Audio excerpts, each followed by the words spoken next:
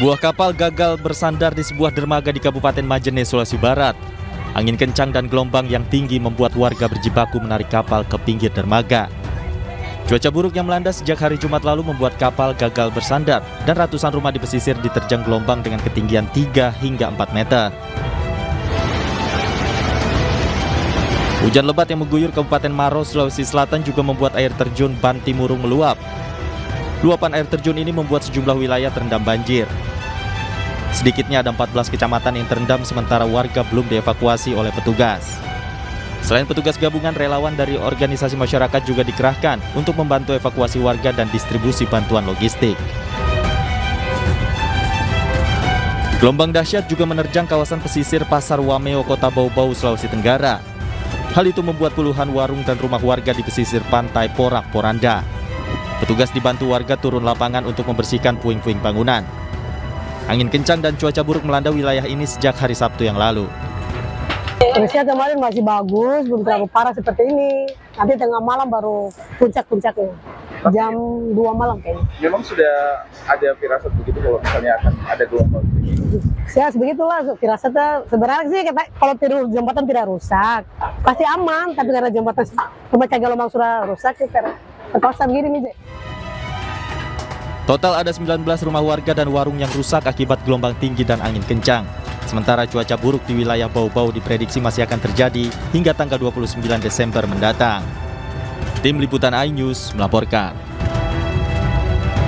Selamat sore pemirsa, demikian tadi berita pilihan iNews sore hari ini bersama saya Davi Pratama. Pemirsa, kebakaran menghanguskan rumah di permukiman padat penduduk di Kampung Pulo Jatinegara, Jakarta Timur.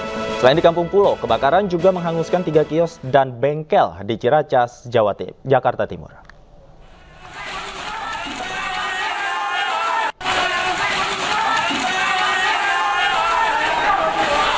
Kobaran api dengan cepat membakar rumah yang berada di tengah permukiman padat penduduk di Kampung Pulo, Kampung Melayu, Jatinegara, Jakarta Timur, Minggu siang. Sejumlah warga yang panik berupaya memadamkan api dengan alat seadanya. Petugas tiba di lokasi sekitar jam setengah 12 siang. Total 13 unit pemadam kebakaran dengan 35 personil dikerahkan ke lokasi.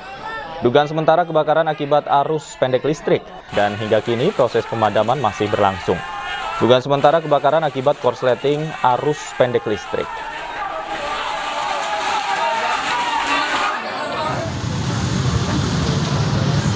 Kebakaran juga menghanguskan 3 kios dan bengkel di Ciracas, Jakarta Timur. Kebakaran diduga berasal dari percikan api yang merambat ke bensin hingga membakar seluruh kios dan bengkel. Api juga membakar sepeda motor yang tengah diperbaiki dan mobil yang terparkir di depan bengkel. 12 unit mobil pemadam kebakaran dikerahkan ke lokasi kebakaran. Proses pemadaman memakan waktu kurang lebih 1 jam.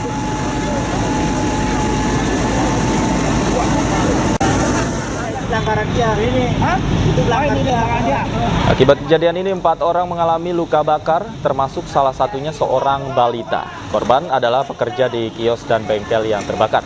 Keempatnya dilarikan ke Rumah Sakit Polri dan Rumah Sakit Harapan Bunda. Total kerugian material akibat kebakaran ini mencapai 228 juta rupiah. Nyambarnya ke bengkel yang di belakang itu ada 3 kios yang terkena dan imbasnya ke belakang juga. Demikian. Selain bengkel ini ada kendaraan Pak yang ikut terbakar Pak?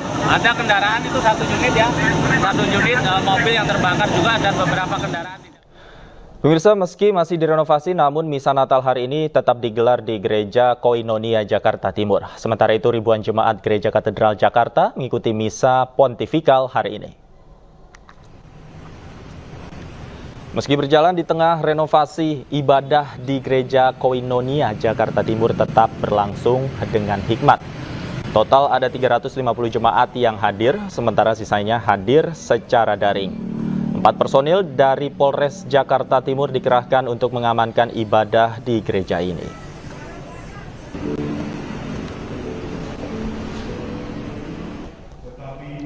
Sementara di Gereja Katedral tahun ini dibuka dengan kapasitas 100%. Total 2.180 kuota jemaat dibuka untuk beribadah tahun ini. Hari ini misa pontifikal dibagi ke dalam 3 sesi. Sesi pertama berlangsung pada jam setengah 9 pagi, misa kedua digelar jam 11 siang dan misa terakhir pada jam 5 sore. Misa hari ini bertema Pulanglah Mereka ke Negerinya melalui jalan lain dengan tema dekorasi Natal Nusantara. Diharapkan Natal kali ini dapat mengajak umat menemukan jalan baru dalam mewartakan kasih kepada sesama dan semua makhluk ciptaan Tuhan.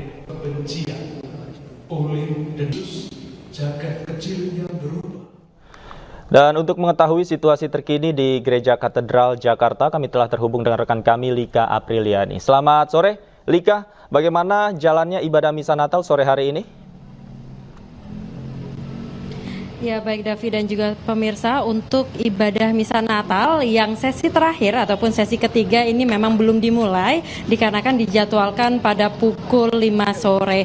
Namun memang sudah ada beberapa jemaat ini yang telah hadir ke Katedral Jakarta Pusat untuk segera melakukan ibadah. Namun untuk misa yang kedua maksud kami tadi telah selesai pada pukul jam 12 siang dan memang ada selisih yang cukup besar dari misa yang kedua yaitu jam 12 ke misa yang ketiga yaitu pada pukul 5 sore. Ini dapat dipergunakan oleh para pihak gereja ini untuk melakukan perapihan seperti perapihan kursi maupun dekorasi. Sementara untuk keamanan ini pihak dari kepolisian juga dibantu oleh Jibobrimob ini kembali menyusuri area dalam maupun luar gereja untuk memastikan kembali keamanan dari jemaat nantinya yang akan melakukan ibadah pada misa terakhir yaitu pada pukul 5 sore. Untuk misa nanti ini akan dipimpin oleh Romo Albertus Hanirudi Hartoko yang mana dapat dilakukan secara online maupun offline. Untuk online sendiri ini dapat diakses melalui live streaming di Komsos Katedral dan juga jika Anda langsung mendatangi katedral ini pihak gereja ini telah menyiapkan maksimum kapasitas yang ada di gereja ini sebanyak 2.500 kursi. Namun tadi pihak gereja menyampaikan bahwa pada sesi terakhir ini tidak sebanyak sesi yang pagi hari. Hanya ada 3 tempat yang dipergunakan yaitu di dalam gereja yang kapasitas maksimumnya sebanyak 700 dan ada di Plaza Maria dan ada Gua Maria ini yang mana kapasitasnya dapat menampung sekitar 530 kursi. Yang perlu diingat pemirsa memang gereja katedral ini telah memberlakukan sebanyak kapasitas 100% namun para jemaat yang datang ini masih harus diwajibkan untuk menggunakan masker dan juga mentaati protokol kesehatan yang ada. Sementara itu, Davi, kembali ke Anda. Baik, terima kasih Lika Apriliani atas laporan Anda langsung dari Gereja Katedral Jakarta. Selamat bertugas kembali. Selain di Jakarta, hari ini perayaan Natal di sejumlah daerah juga berlangsung hikmat. Berbeda dengan tahun lalu, jemaat lebih antusias untuk menjalani misa Natal di gereja pada tahun ini.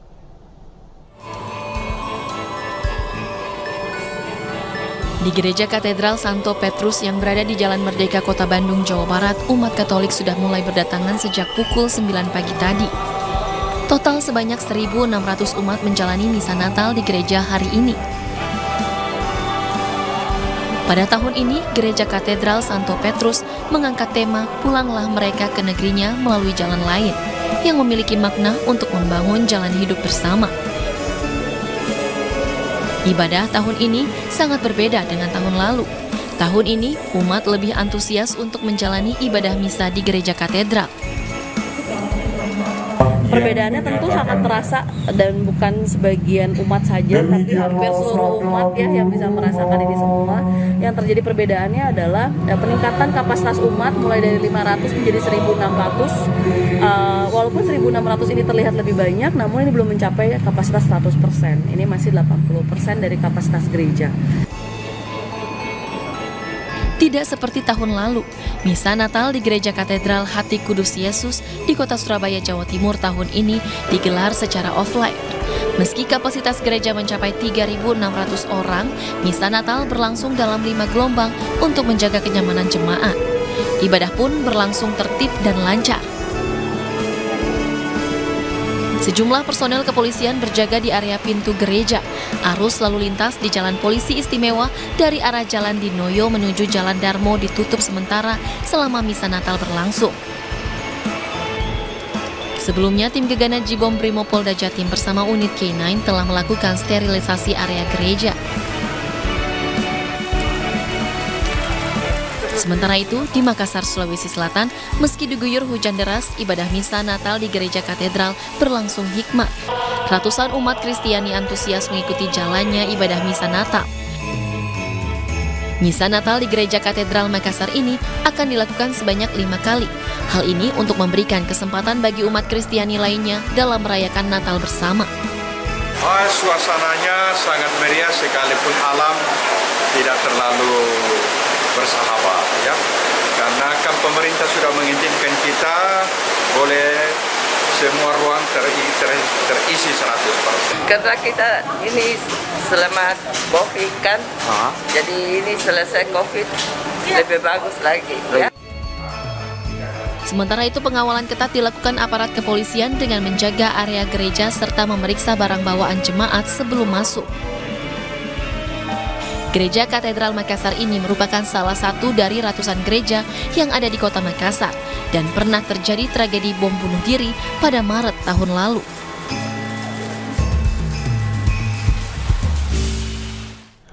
Perayaan Natal tahun ini harus dilalui dengan perasaan rindu oleh keluarga Nofriansah Yosua Huta Barat di Muaro Jambi. Karena ini menjadi Natal pertama tanpa kehadiran Yosua di tengah keluarga. Di ibadah Natal kali ini pun keluarga mendoakan Yosua mendapat tempat terbaik di surga.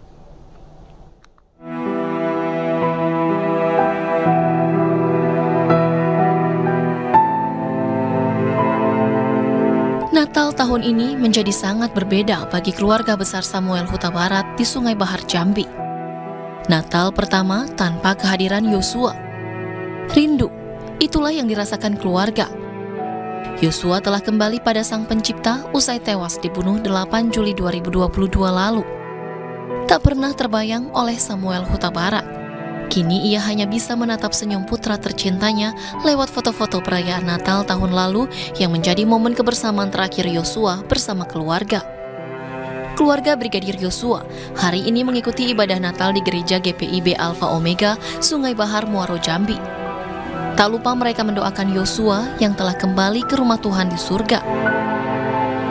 Suasananya sangat berbeda dengan tahun-tahun sebelumnya, di mana anak kita almarhum Yosua tidak ada lagi di sisi kita untuk merayakan Natal pada tahun ini.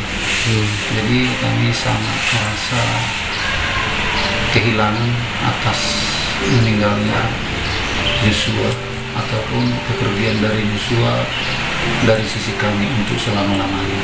Yang sangat kami rasakan daripada kami berkumpulnya dengan almarhum Yosua di Natal sebelumnya, anak kami ini selalu memberi support dan memberi wejangan di tengah-tengah keluarga ataupun kepada adik kakaknya. Kenangan Yosua yang kini abadi terukir di ingatan keluarga. Kini tersisa satu harapan keluarga, keadilan atas kematian sang putra tercinta agar sidang kasus pembunuhan Yosua bisa segera selesai dan diputuskan dengan seadil-adilnya.